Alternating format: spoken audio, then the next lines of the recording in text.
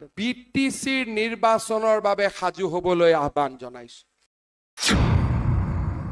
বিটিচিৰ আমাৰ কাৰ্যকৰ্তাসকলে আজিৰ পৰাই সংগঠনৰ বাবে আৰম্ভ কৰক বিটিচিত যোৱাবাৰো আমি নিৰ্বাচনত অকলে প্ৰতিদ্বন্দ্বিতা কৰিছিলো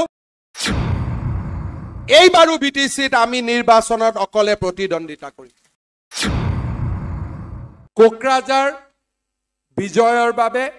ইউপিপিএল দলক আজি আমাৰ কাৰ্যনিৰ্বাহকে অভিনন্দন জনাইছে বহু দিনে বিৰাজ কৰা বড়ো অনাবড়োৰ ৰাজনীতিৰ এক ইতিহাস আমি সলনি কৰিবলৈ সক্ষম হলো